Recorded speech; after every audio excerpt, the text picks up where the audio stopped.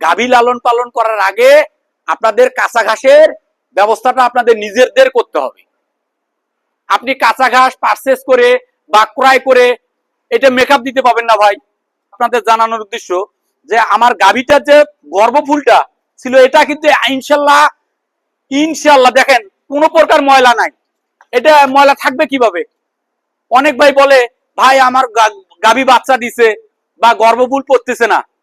আমি তাদের উদ্দেশ্যে বলতে চাই আপনি গাভীকে খাওয়াননি, এই দোষ আপনার। আপনি গাভীর প্রতি যত্ন নেননি। গাভী যখন আপনার বাচ্চার এআই করছেন বা বাচ্চা ধরছে কনফার্ম করছে তখন থেকে, যখন আপনি জানছেন যে এই গাভীর পেটে বাচ্চা আছে তখন থেকে আপনার যত্ন নেওয়ার কথা ছিল, আপনি নেননি। এই ভুল কার? আপনার বাচ্চা হওয়ার পরে গর্ভফুল তো সহজে পড়বে না, এটা তো এত সোজা জিনিস না। এটা ডাক্তারানি ফেলাইতে হবে। এটা ডাক্তারানি ভিতরে তো হাত দিয়ে বাইর করবে, কোনো না কোনো এর জরায়ুর যে কিছু অংশ আছে এটা তো বাইরে আসবে। নখের আঙ্গুলের আসল লেগে ওটা ক্ষত হতে পারে। কিন্তু যদি আপনি পুষ্টিমান দানাদার খাদ্য এবং পর্যাপ্ত ঘাস এটা যদি নিশ্চিত করেন, পুষ্টিমান দানাদার খাদ্য এবং পর্যাপ্ত কাঁচা ঘাস যদি আপনি নিশ্চিত করেন, আপনার গাভীর সময়ে যে বাচ্চার ডেলিভারি হয় যখন সঠিক নিয়মে হবে, বাচ্চা সুস্থ হবে, মা সুস্থ থাকবে, বাচ্চা শাল দুধ পাবে, বাচ্চার কোনো রোগ ব্যাধি থাকবে না, গাভীর কোনো রোগ থাকবে না।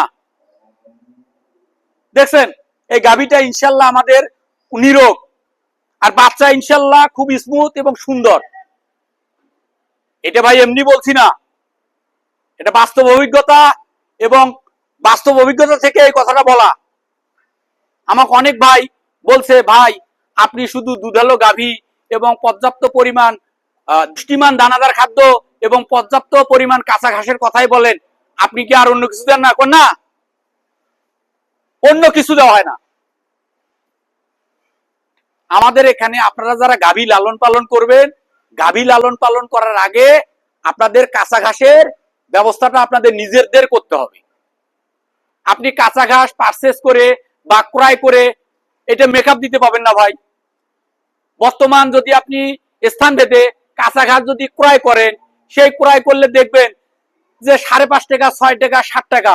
আবার শীত মৌসুম আসলে এই কাঁচা ঘাসের দাম 8 টাকা পর্যন্ত হয়ে যেতে পারে। তখন কি করবেন? করার কিছুই নাই। এজন্যই আপনারা গরু বাছুর লালন পালন করেন।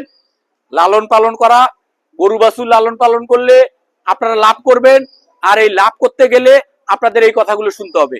ওকে, আল্লাহ হাফেজ।